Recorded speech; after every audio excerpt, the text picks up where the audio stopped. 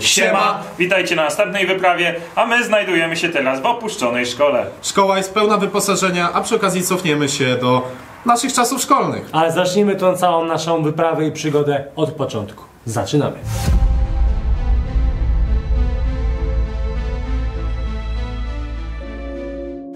I co, jesteśmy? Zgadza się. Kancelaria pokój nauczycielski. Czyli co, idziemy po świadectwo? Czekaj, to my weszliśmy od razu do pokoju nauczycielskiego? Tak. W sumie taka mieszanina, ale pokój nauczycielski. Kancelaria. A nie wiem, czy kojarzycie, nasze technikum też obok było od razu przy wejściu. Ten kancelaria, pokój nauczycielski, tylko to sekretariat się nazywało. Ano? Pamiętam. Nie pokój nauczycielski, to był sekretariat dyrektora.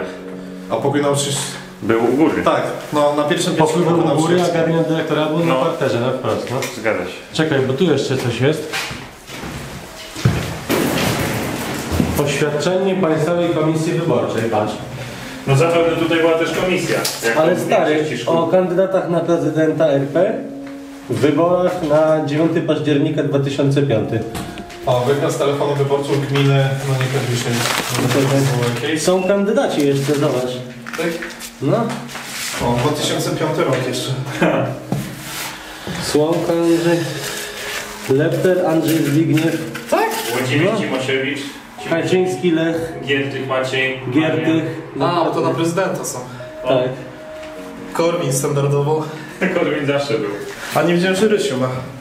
Czyli w tym miejscu była komisja w 2005 roku. Donald Tusk. No tak, to widziałem. No.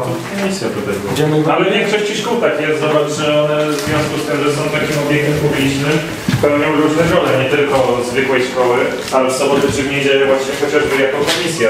Wiesz co, ja mieszkam koło szkoły i zawsze tam też jest komisja wyborcza. Powiem Ci, że duży ten sekretariat. Znaczy nie sekretariat, ale pokój nauczycielski. To, nie, pokój to był tam, Konrad, skąd my przyszliśmy? Co masz? Pierwsze artefakty. Naukę w Gwardii Ludowej. Zaraz tutaj była. Czekaj. Licznik, który jeszcze działa. Tak. No? Rzeczywiście on działa, znaczy nie kręci, prawda? No nie kręci, Ale działa. i jest nawet plomba na nim. No, ale to nie dotykajmy w takim razie żadnych gniazdek, bo może to być prąd. Zgadza się. Korzystając z okazji, że znaleźliśmy książkę ewidentnie z czasów komunistycznych. Sam autorze wspomina o muzykach na Święto Pracy, oczywiście układ książki też wiele mówi. Chcieliśmy wspomnieć o może nie tyle reformie edukacji, ale bardziej o systemie edukacji, który panował właśnie w tych starych czasach, aż do 1999 roku. A młodsi widzowie, którzy teraz się uczą, będą mieć pewne skojarzenia, ponieważ wtedy podstawówka miała 8 lat, było 4-letnie liceum, 5-letnie technikum oraz szkoły zawodowe. System edukacji, który jest obecnie, tak samo był w tamtych czasach.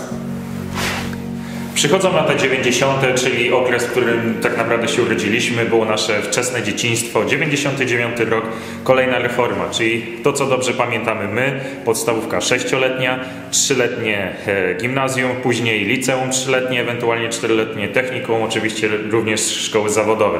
Czyli to, co większość z nas, którzy nas teraz oglądacie, przeżyło.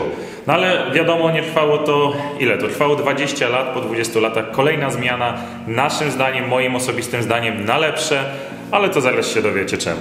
2019 rok, po niemal 20 latach, jak równo by patrzeć w kalendarz, wraca to, co było stare. Pytanie, czy to dobre, czy złe?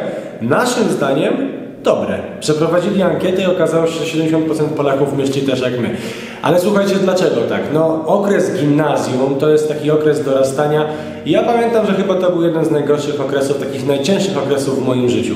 Wtedy szybko młody człowiek zmienia środowisko, no i dzieje się różnie. Zresztą wy chyba też pamiętacie, jak wyglądał okres waszego gimnazjum. Jak najbardziej. No. Głupota goniła głupotę. To najgłupsze rzeczy, jakie zrobiłem w swoim życiu, to jest gimnazjum. I to co mówisz, człowiek ma 13 lat, idzie z podstawówki, buzuje ta krew w człowieku, to jest właśnie młoda ekipa. I nowe środowisko, każdy chce się pokazać, każdy chce się popisać i robić rzeczy, których niekoniecznie chcesz robić, żeby po prostu być fajnym. O, i teraz jeżeli moi nauczyciele z gimnazjum to oglądają, to sorry za to, że byłem głupi, ale... Ale chodźmy pozwiedzać szkołę dalej. To jest. A zwróciliście uwagę na te drzwi? A jest coś napisane na nim? Nie, akurat nie jest, ale one wyglądają identycznie jak w naszym pokoju nauczycielskim w technikum. Pamiętacie? A tu ciekawe co było, zobacz. Jest taka szafa, ta szafa wygląda jak przeciwpożarowa. Dobrze mówię? No. Nie przeciwpożarową. Wiesz co to jest? U mnie w podstawówce było coś telewizor? takiego. Tak, jeszcze zamykana na szafę. U mnie w Zamykana na szafę? No, bo to wiesz, było cenne, że tutaj telewizor kineskopowy, tu jeszcze coś na ten, jakieś gadżety, kasety się tak trzymało. było. Na bank tak było. To był telewizor, to było wideo. Wideo. I te firanki nieśmiertelne, to nie? I nieśmiertelne lampy, zobacz. O, i wiecie co? Przypomniałeś mi jedną rzecz. No. Bo Konrad, ty się pewnie też zgodzisz. Jak w podstawce w gimnazjum czy w technikum, od święta jak na lekcji było, że puszczało się jakąś kasetę z jakimś materiałem przyrodniczym i to było takie wielkie wydarzenie. A umówmy się, każdy z nas, z was na pewno też, czy starych, czy młodych widzów, na lekcji się robiło wszystko. Spało, gadało, czasem się uważało, czasem robiło inne lekcje. A teraz mamy takie czasy, jakie mamy. No umówmy się, no nie są zbyt ciekawe. Przykład z życia.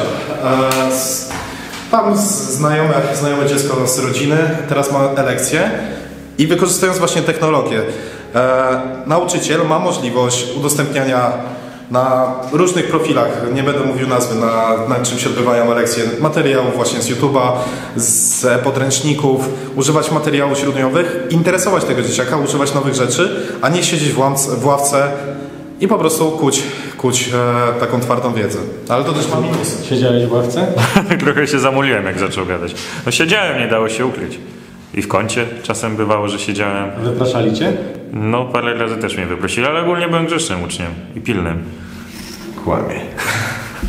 Ty Konrad, jak to było, że ja pukam, ty gadasz? Ha, to zawsze było do pokoju nauczycielskiego. Jak się chciał przełożyć kartkówkę albo sprawdzian. No, To się ty idź, wybiera- nie, ty idź. No, wybierało się najbardziej reprezentacyjną ekipę, którą akurat dana nauczycielka najbardziej lubiła. U nas w technikum Wybierało to się- dziewczyny były. Tak, wybierało się, choć w sumie w technikum dużo dziewczyn nie mieliśmy, ale wybierało się ze 2-3 osoby. Szło się, pukało, dzień dobry, czy mogę do takiej pani? Pani wychodziła, no bo my jesteśmy przygotowani. Pani profesor, bo prosimy. Dużo mieliśmy na głowie, dużo sprawdzianów, dużo prac domowych, czy możemy przełożyć za tydzień.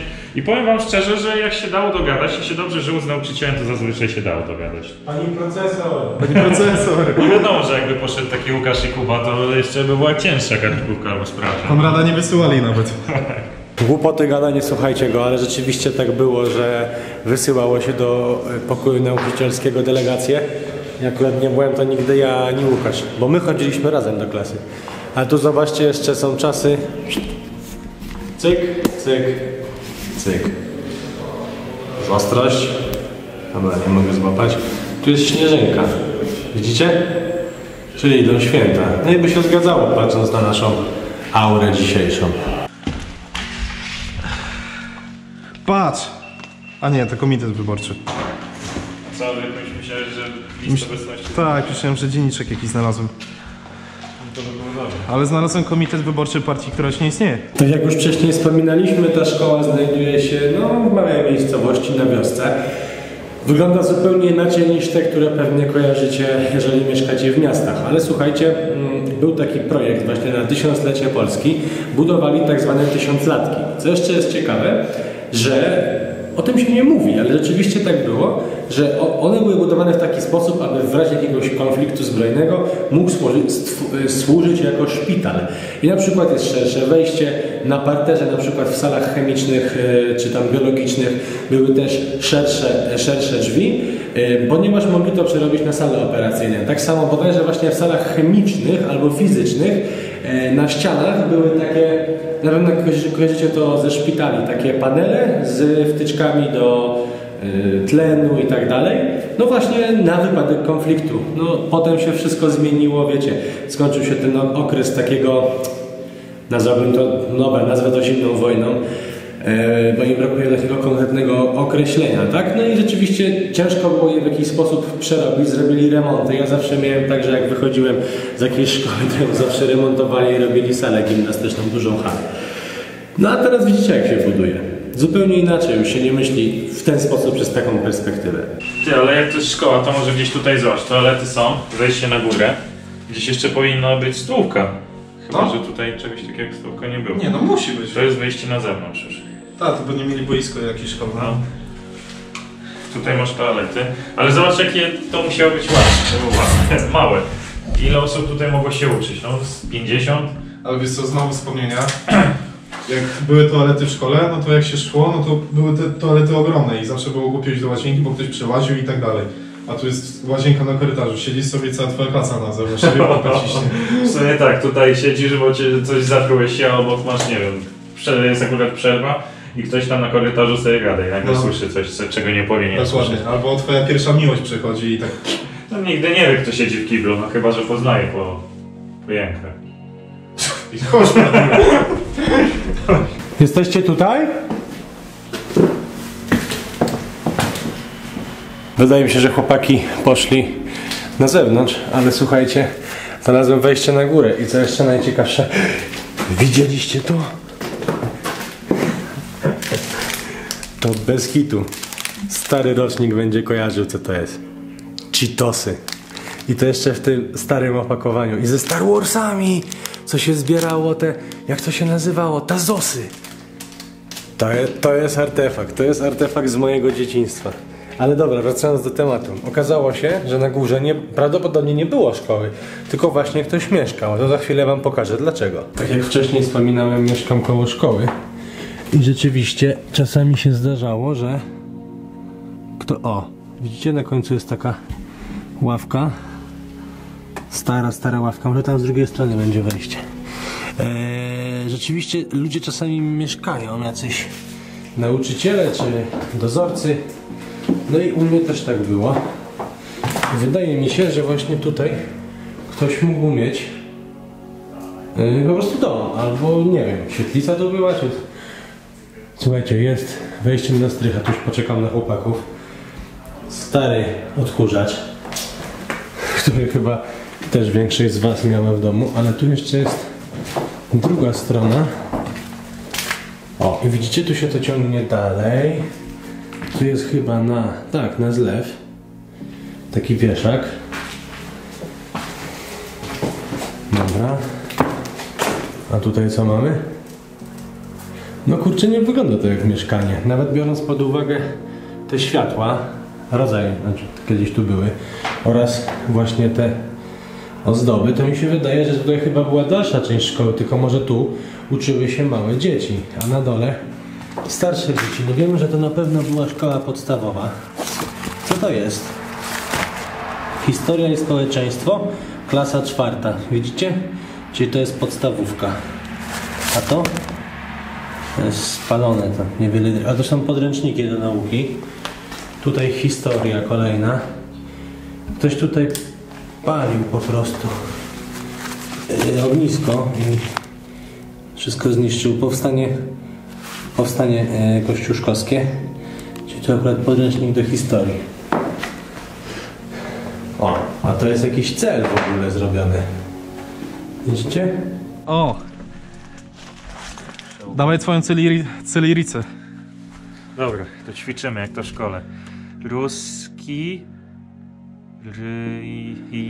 język i w szkole. No, ruski język w szkole. Ale zobacz, płytoteka dla 8-klasowej szkoły podstawowej.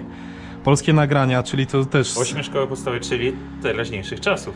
O, na pewno. Co tu jeszcze mamy?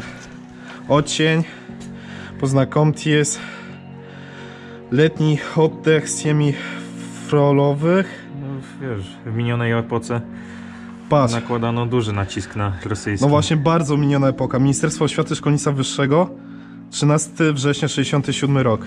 Czyli jeszcze przed tą reformą, nawet z 68. No. O stary, ale... Co to nie jest mapa Polski? Co to jest? Mapa Polski. Mapa Polski. Wagner. Weź to, pokaż tą mapę. Jeszcze tego Wagnera zobaczę. Klocki rozsypane. Melodia. Wiesz czego to jest? Nie? To było takie, wiesz, wielkie przedsiębiorstwo w Związku Radzieckim, bodajże na Białorusi. Jak byliśmy w białoruskiej strefie wykluczenia, jak nie oglądaliście Karta na Górze, było mnóstwo takich płyt właśnie wykluczenia, bo... Płyt wykluczenia. Płyt wykluczenia, takich płyt w strefie wykluczenia. No, to był taki hegemon, jeżeli chodzi właśnie o takie płyty winylowe, właśnie na Związek Radziecki. Zbrodnie hitlerowskie, ale ciekawy jestem, czy od wschodu jest też Związku Radzieckiego. To po pierwsze i zobacz, latach 39, a zobacz na kształt mapy. To nie jest przedwojenna mapa, nie, wiesz, nie zaznacza tego, że te tereny były polskie, Tylko już jest te nowe ziemie po 45. No to jest mapa pewnie z lat 70. mniej więcej, tak bym stawił. Dobrze by było, gdyby podział na województwa, to byśmy wiedzieli mniej więcej, a tak to ciężko coś powiedzieć. Wiesz, nie da się ukryć, że... O, zobacz, jeszcze jest jakieś zbrodnie, zapewne wołyńskie, katyńskie. Nie, Kielecczyzna... 42. Zwłoki 52 Polaków, w tym kobiet i dzieci pomordowanych za miejscową szkołą.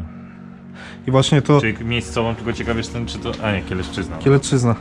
Ale i tutaj przechodzimy do kolejnej rzeczy, do minionego ustroju, że tak, oczywiście zbrodnie hitlerowskie, no nie można umniejszyć, były straszne, ale tak, naszych rodziców nie uczono o tym, że Związek Radziecki też był zbrodniczym reżimem.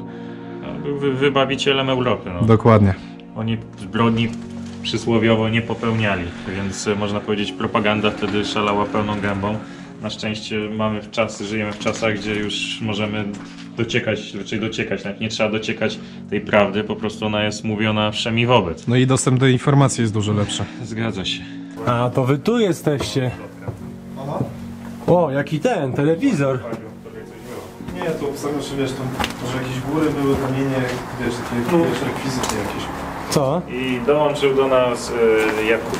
Ja myślałem, że wy na zewnątrz jesteście. Nie, Widzieliście ja jaki już telewizor? Stary, tu Jakiś Rubin jak zwykle, czy co tam sobie żeby popatrz się po tych czymś płytach pochwalić. lepiej. Liczebniki porządkowe. I patrz, po rosyjsku. No tak. A to? Od Układ 20 do- wyrazów określanych w zdaniu pojedynczym. Podmiot, mamy orzeczenie. Mamy zagadkę dla ciebie. No. Popatrz na te płyty i z czym ci się kojarzą. Winyle. No ale skąd? Nie wiem. Nie rozumiem. Patrz, po rosyjsku. Ze strefą. No. Warszawa, miasto zakazane na śmierć. Aha. Ale dobry motyw, patrz. Regulamin szkolny, widzieliście? Można powiedzieć, że zgubiliśmy kółeczko bez ciebie. No. Historia historią, ale przenieśmy się teraz do naszych czasów, w których my mieliśmy się przyjemność uczyć, albo zróbmy krok dalej w przyszłość. No właśnie przeszłość. Kiedyś co najwyżej materiałem dodatkowym mógł być taki telewizor, na którym siedzę. Teraźniejszość i przyszłość oferują nam dużo więcej, przykładowo stronę e-podręczniki, czyli zintegrowaną platformę edukacyjną, na której są wszelkie pomocy naukowe, można porozmawiać z nauczycielami. Jednym słowem, jest to szkoła wirtualnej rzeczywistości. Dobrze wiecie, w jakich obecnie żyjemy czasach i już prawdopodobnie wszyscy uczycie się zdalnie. I to właśnie dzięki takiej stronie jak epodręczniki.pl możecie prowadzić zdalną naukę. To jest taka wirtualna szkoła. Ale nie tylko dla uczniów, bo i też dla nauczycieli. Znajdziecie tam oprócz podręczników wszystkie pomoce, naprawdę ciężko jest wymienić ilość tych rzeczy, oprócz filmów, pomocy dydaktycznych oraz komunikatorów z nauczycielem. Więc słuchajcie, nie wiemy jak będzie w przyszłości, dlatego taka platforma jak e-podręczniki.pl jest w tym momencie czymś nieocenionym. My, ucząc się, chcielibyśmy mieć takie źródło wiedzy. Dlatego słuchajcie, dla wszystkich chętnych, link macie w opisie tego filmu do e-podręczniki.pl.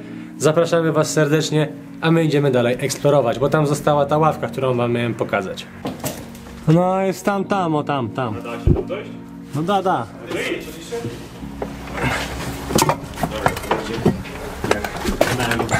To Była klasa dla bardzo niegrzecznych uczniów. Tak. Z jedną ławką na końcu. Ośla łapka. Widzicie, tutaj jeszcze jest opisane. Ale nie ma sensu, żebyście tu szli. No jesteśmy. To tylko ławka. Taka zwykła, to nie? Poświęciłem głowę dla tej ławki. Zobacz jak. Zwykła, no ja na takich nie siedziałem. Ja też nie, ja wiem To jak jest modlitewnik. czasy naszych rodziców bardziej. No dokładnie. I tutaj kończy się nasza wyprawa po opuszczonej szkole. Cofnęliśmy się do czasów naszych nastoletnich, dziecięcych, a samo miejsce było super. Nastoletni to my dalej jesteśmy. Do zobaczenia na następnej wyprawie!